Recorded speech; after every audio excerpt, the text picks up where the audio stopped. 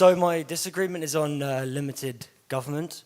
What I see is that you guys, you've taken the sort of libertarian approach of the American Revolution, trying to put it here. I'd say that actually the government here is too, like, it's not emboldened enough. And in terms of, okay, so hate crimes and that sort of ridiculous law, yeah, that's done. But in terms of governments actually getting things done, so say you have the rape gangs, you have knife crime, we have all these problems, but lots of it is because the arms of the government, the police forces, etc., aren't able to actually go in and solve these problems, whether it's because of political correctness or any of this. So my stance is that actually government is good, and I'd like to hear what you guys. So don't say government's all bad. I wouldn't say government's good, but government isn't all bad. And actually what we'd like to see, me personally, is government spending less of its time doing the things like you say, focusing on, telling me what to eat, and focusing on the other things, and actually in the areas where it's supposed to be like defense, police, actually giving those areas the teeth to do what it's supposed to do. But when we say limited government, for instance, this is what I'd say.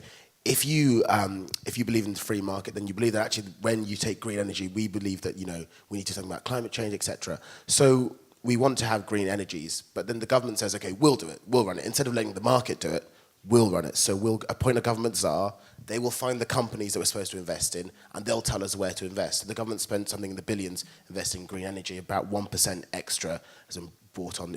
I think it was a few months ago that they said that the government czar, this green guy that's supposed to be the all-knowing, all-powerful government civil servant, was taking £600,000 from these green energy companies, and they were delivering minimal efforts into the green market. If you went into a free market system, it would be the case that you as the consumer says, I want companies that deliver green energy.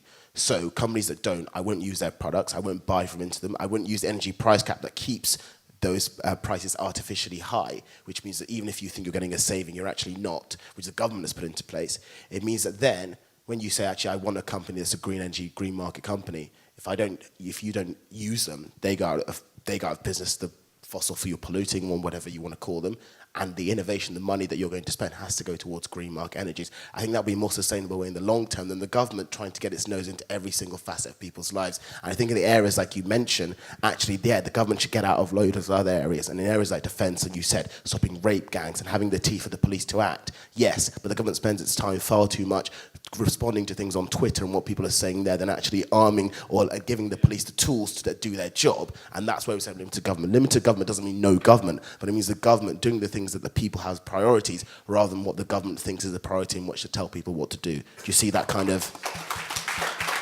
This comes to part of my second point, which is the third point here of saying limited government and personal responsibility.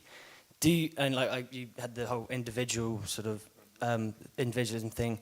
Personally, I don't really go in for that. Even when we were talking about Brexit, that wasn't individualism. For me, I think it was. I think it was. Individuals turned out. Brussels out of your life. That's individualism. But this comes to with the personal responsibility, limited government. Do you think people are actually capable of doing it by themselves?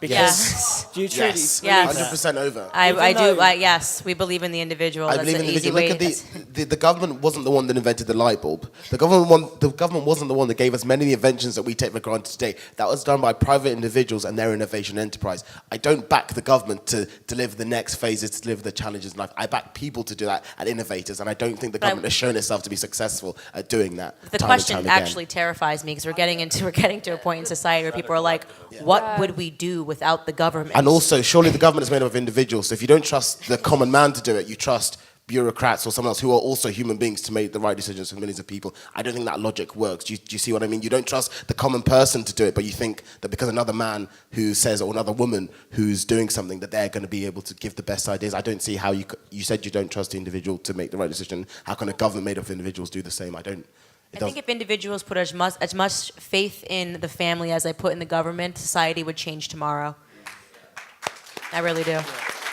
Okay, that's the good answers for me. Thank you. Thank you very much. Thank you.